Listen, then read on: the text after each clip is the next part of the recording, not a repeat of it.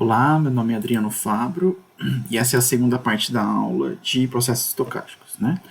Então, a gente terminou a última aula falando sobre a PDF, né, a distribuição de probabilidade, ou a função de distribuição de probabilidade, de densidade de probabilidade de um processo estocástico, né? E agora a gente vai começar a falar um pouco sobre os momentos estatísticos de um processo estocástico, né? Então, do mesmo jeito lá que a variável aleatória tem seus momentos estatísticos, né, que a gente viu, aqui a gente vai ter coisas parecidas, né? Então, eu consigo definir o primeiro momento como a média do meu processo, né? Uma definição bastante parecida, a única diferença é que agora a minha distribuição de probabilidade depende de t, né? E, por consequência, a minha média varia ao longo do tempo. Ela pode variar ao longo do tempo também, tá? Então, essa é uma diferença importante. Mesma coisa para o segundo momento estatístico, né? Que é a média quadrática, e para o segundo momento central, que é a variância, né? Então, é em torno da média aí que também varia. Então, só tem que tomar esses cuidados aí, né? Quando a gente está calculando esses momentos estatísticos de um processo estocástico qualquer aí. Nota aqui que esse momento estatístico, né, eu consigo calcular ele a partir dessa média quadrática e o quadrado da média do primeiro momento estatístico, né, do mesmo jeito que a gente fazia lá para uma variável aleatória. Tudo bem, então, quando a gente fala de momentos, né, a gente tem lá os estimadores, né, para calcular esses momentos, para a gente conseguir acessar esses momentos, né. E uma das maneiras de calcular esses estimadores é através do que a gente chama de uma média de conjunto, né. Então imagina que eu tenho lá uma coleção de processos estocásticos, né, de amostras, digamos assim, melhor dizendo, né, do mesmo processo estocástico. Então tem um x1, um x2 e assim por diante até um xn, tá? E aí a gente pode relacionar o operador de valor esperado a uma média de conjunto. Então eu vou fixar aqui o meu valor no tempo e calcular a média nesse tempo fixo ao longo de cada uma das realizações, né? Então, por isso que a gente chama de média de conjunto ou média de ensemble, tá? E aí, nesse caso, né, o meu estimador de média, que a gente chama aqui de x barra, é desse tipo aqui, tá? Que é basicamente uma contagem dentro de um certo intervalo aqui, né?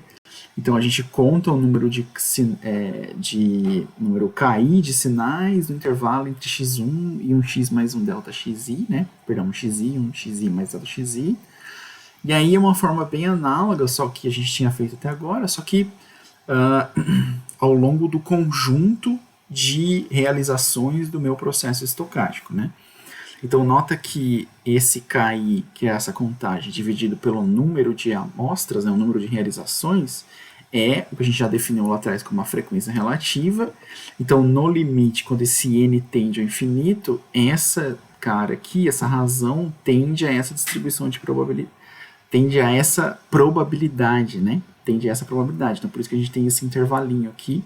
Lembra porque esse P aqui é a minha densidade de probabilidade, né? Então, no limite, quando o n tende ao infinito, esse estimador de média aqui tende a essa minha integral, a partir do qual a gente define aqui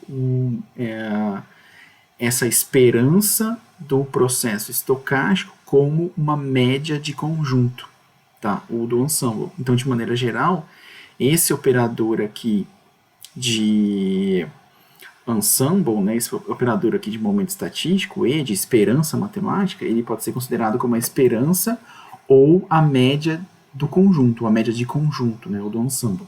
Tudo bem?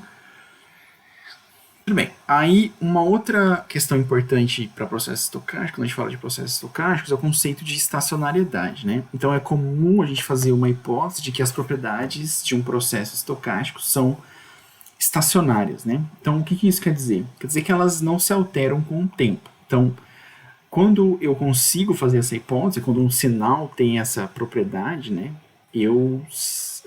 É interessante por quê? Porque aí a minha probabilidade ela não depende do instante em que a média é feita. Então, repara que Lá naquele caso mais geral, em princípio eu teria que fazer uma média de conjunto para cada instante de tempo do meu sinal. Então é um trabalho enorme, né? Mas se essa hipótese aqui é aceita, né, é razoável, se eu fizer essa média de conjunto com um instante, ela vai ser representativa para todos os instantes do meu sinal, tá? Então, se eu tenho aqui essas três propriedades, né? Então vamos imaginar aqui que eu tenho essas três níveis de hipóteses aqui, né? Uma é que a probabilidade, distribuição de probabilidade do meu sinal não depende no tempo, então a minha média é constante ao longo do tempo e, por exemplo, a minha variância é constante ao longo do tempo, tá? Mas eu ainda posso dizer que a minha probabilidade conjunta do sinal em duas amostras, em dois instantes de tempo, né? Ela é igual a essa distribuição de probabilidade após um certo intervalo de tempo t, tá? Ou seja, a distribuição de probabilidade conjunta ela é uma função somente da diferença entre esses dois tempos t1 e t2, né? Então a probabilidade lá no intervalo x1 x2, né? No tempo t1 e t2, isso aqui vai ser só a função da diferença entre o tempo t1 e t2, né? E aí eu vou ter que a distribuição de probabilidade conjunta de momentos de ordem superior também só vai depender da distância entre dois intervalos, entre n intervalos de tempo aqui, né? Para qualquer k, né? Então para k intervalo de tempo aqui, perdão, para qualquer k. Tudo bem? Então tem esses três níveis aqui de hipóteses que a gente pode fazer sobre a distribuição de probabilidade do meu processo estocástico, né? Se um processo satisfaz as condições A e B, ele é dito de estacionário no sentido amplo, né? Ou wide sense stationary, que você pode ver por aí, né? Ou ainda fracamente estacionário, weakly stationary, né? A gente vai entrar muito em detalhes aqui dessas definições, mas basicamente a gente vai assumir dessa maneira aqui, tá? Isso aqui é razoável para processos estocásticos tais que os estatísticos de primeira e segunda ordem são completamente suficientes para descrever o meu processo estocástico. Então, por exemplo, um processo estocástico do tipo gaussiano, eu só preciso de estatísticos de primeira e segunda ordem para poder caracterizar ele.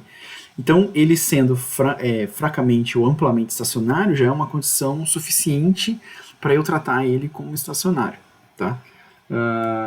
Nesse curso aqui, a gente só vai trabalhar com esse tipo de condição ampla de estacionariedade, tá? A gente não vai entrar em muito detalhe de dos outros tipos aqui, tá?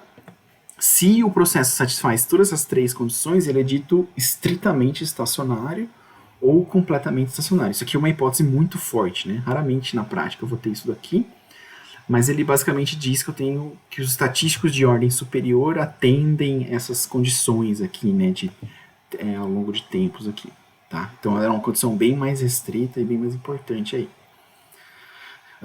Então, exemplo, né? O que a gente quer dizer aqui com a média e a variância estacionária, né? Então imagina que eu tenho esse sinal aqui como um processo estocástico, né?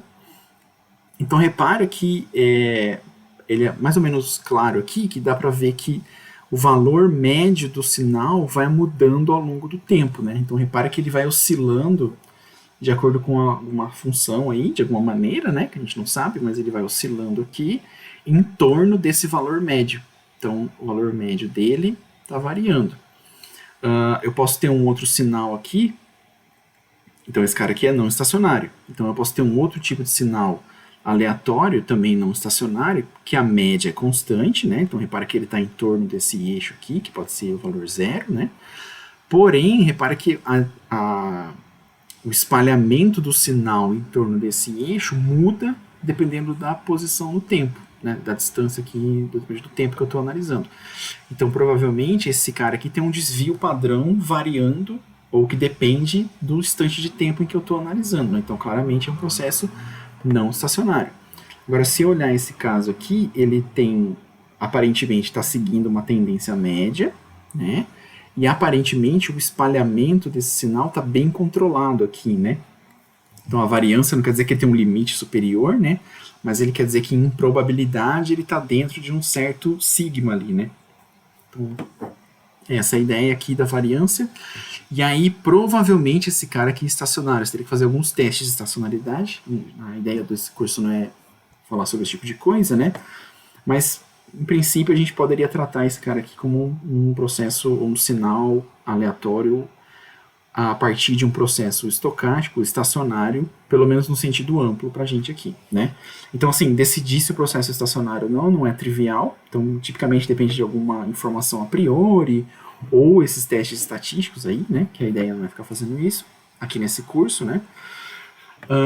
E aí, mais uma reflexão aqui é que essa hipótese de estacionalidade ela é muito importante, especialmente quando a gente não tem um conjunto de dados muito grandes para ficar calculando estatísticos de ordem superior, né? Então, tipicamente, eu só consigo medir um sinal por um curto intervalo de tempo, né? Geralmente não consigo repetir a minha realização, né? Às vezes é um evento raro, sei lá. Tem várias hipóteses práticas aí de engenharia que isso pode acontecer, né? Nesse caso, não é possível fazer uma média de conjunto, porém a gente pode fazer médias ao longo do tempo, porque eu tenho um tempo de medição aqui, né? Estacionariedade é uma condição necessária para que a média no tempo seja significativa, tá? Então a gente vai definir essa média no tempo aí. Então vamos falar aqui de momentos estatísticos de segunda ordem. Então a gente tem aqui, por definição, né, a função de autocovariância e a função de autocorrelação. A gente já viu lá quando falou de variáveis aleatórias, né? A diferença aqui está em como elas se relacionam, como elas são momentos centrais ou não, né? Em torno da média ou não. Qual que é a ideia da função de correlação, né? Ela mede o grau de similaridade do sinal, ou seja, ela mede a relação linear do sinal no tempo i com ele mesmo no tempo t2. Então, imagina que eu peguei um sinal, desloquei ele de um certo tempo, tá? E aí eu vou comparar ele com ele mesmo, então eu estou medindo a relação, o quão similar é aquele sinal depois de um certo tempo t2, tá? E aí ele vai me dizer essa relação de linearidade entre esses dois sinais. Então a gente já vai colocar isso mais para frente em alguns exemplos, né? Em alguns problemas físicos, isso vai ficar, eu imagino que isso vai ficar um pouco mais claro, tá? Na prática, a gente sempre consegue subtrair a média de um sinal, de modo que as funções de correlação são mais utilizadas aqui na engenharia, né? Isso aqui é mais fácil de calcular, então a gente tem alguns modelos para isso daqui, tá? Para um processo estacionário, essa função de autocovariância aqui e a de autocorrelação, né? Como a gente viu lá para o estacionário, seja de sentido amplo ou de sentido estrito, né? Esse momento aí de segunda ordem, ele vai depender só da distância entre o tempo t1 e o tempo t2, tá? E aí, essa distância aqui, geralmente a gente indica ela, ou essa defasagem, né? Essa diferença de tempo aqui, a gente indica ela para uma letra t, de tal aqui, né? Perdão, uma letra tal, né? E aí, quando eu tenho isso, eu não preciso mais indicar o tempo t1 e t2 da minha autocorrelação, né? Como é o caso nessas duas expressões aqui, mas eu posso simplesmente ter uma função que depende desse tal, que é chamado de atraso. Então, esse tempo tal aqui é chamado de atraso ou lag também, tá? Note que quando o meu atraso é zero, se eu aplicar aqui na definição, eu vou ver que a função de autocorrelação, perdão, a função de autocovariância é igual à variância do meu sinal, tá? E aí uma interpretação é que se a diferença entre a autocorrelação no atraso zero e no atraso t é pequena, ou seja, essa função aqui cai lentamente, a probabilidade de haver uma grande mudança no meu processo estocástico, no meu sinal, em tal segundos, é pequena. Por quê? Porque depois de passado tal segundos, se a diferença entre os dois, entre essas duas correlações é pequena, então quer dizer que o sinal tal segundos depois ainda é muito relacionado com o sinal no tempo zero, com aquele sinal no tempo inicial. Então, imagina que tal segundos depois, o sinal ainda tem muita relação com aquele sinal no tempo zero. Então, a chance dele mudar muito é pequena. Então, lembra que a gente sempre está falando aqui em probabilidades, né? Então, a gente sempre fala em termos de chance, né? O que isso quer dizer? Então, tipicamente, se isso está acontecendo, eu vou ter uma transição suave do meu sinal aleatório depois de tal segundos. Então, ele vai ser um sinal aleatório, né? Mas ele vai ser relativamente suave, ele não vai ser aquela transição muito rápida, assim, né? Quando a gente fala de coisas aleatórias, né? Então, essa função de autocorrelação, ele vai me dar uma indicação de quão suave é o meu processo estocástico, o meu sinal aleatório ao longo do tempo, tá? Beleza. Então, essas funções de correlação, a gente pode interpretar elas também em termos de ensemble, né, em termos de conjunto. Então, imagina aqui que eu tenho o meu sinal, meu processo estocástico e 3 ou N realizações dele, né? Tenho aqui 1, 2 e N. E aí, fixando num instante t e tal segundos depois, né, eu tenho esse produto aqui, que é a partir do qual a gente calcula a função de autocorrelação, né? E aí eu posso definir essa correlação, essa autocorrelação, como uma média de conjunto também.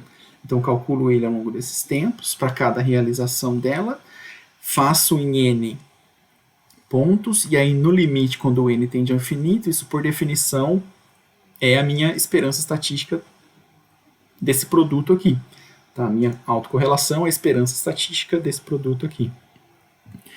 E aí, de forma geral, a minha autocorrelação ela tem uma cara desse tipo aqui. Uma função tem uma cara desse tipo aqui, né? Então, nota que quando a minha autocorrelação é zero, perdão, quando o meu tal é zero aqui, a autocorrelação tipicamente é máxima e é igual ao valor da variância do sinal, né? Então, o que isso está querendo dizer? Que a maior correlação do sinal é com ele mesmo sem atraso. Né? Não tem como ele parecer mais com ele mesmo do que na hora que eu comparo com ele mesmo. É basicamente essa a interpretação. Né? E aí, o que eu estava dizendo é, quando eu tenho essa queda aqui, ao longo de tal segundos, né? Se essa queda aqui for... Vou pegar uma caneta aqui. Quanto mais longa for essa queda aqui ao longo do tempo, tal, né, mais suave é o meu sinal ao longo do tempo, o meu sinal aleatório. Né? Então ele pode ter vários formatos aqui, e aí esse tempo de queda aqui é um tempo característico que a gente pode relacionar à suavidade do meu processo estocástico. Tá? Além da função de autocorrelação, a gente pode definir também uma função de correlação cruzada, que vai ter a mesma interpretação aqui, né? Só que agora ela vai me dar uma noção do grau de linearidade entre um sinal x e um sinal y, né? Um sinal x no tempo t1 e um sinal y no tempo t2. Então repara que eu já poderia, por exemplo, utilizar essa relação de linearidade, né, para comparar sinais de entrada e saída de um sistema linear, por exemplo.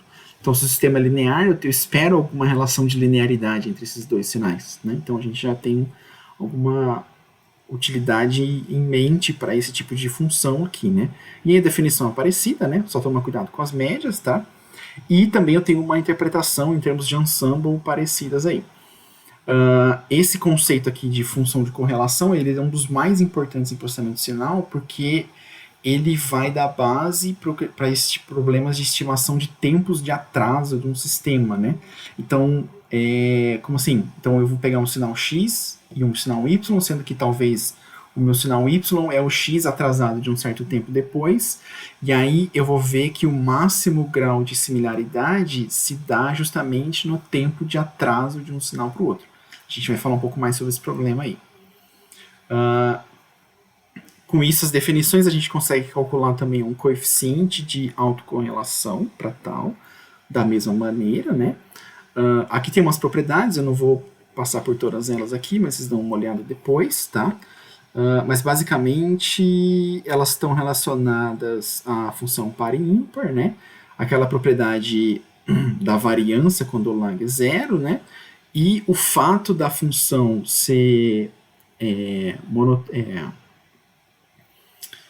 como vou dizer, o módulo dessa fato de eu ter essas propriedades aqui, né, que a gente vê lá no gráfico com alguma facilidade, implica que o meu coeficiente de correlação normalizado dessa maneira aqui, ele está sempre entre -1 e 1. Tá? Propriedades dessa função aqui de correlação ou de covariância cruzada, né? Eu defino aqui da mesma maneira um coeficiente de correlação, está escrito errado aqui, perdão, um coeficiente de correlação de uma maneira análoga, né? E aí uma função de autocorrelação, né? E aí um detalhe é que se as funções ou se os sinais x e y de t elas são não correlacionadas, então essa correlação aqui tende a zero, né? Basicamente é isso aí. E aí, a gente vai parar por aqui, então na próxima parte a gente vai começar a falar um pouco sobre ergodicidade.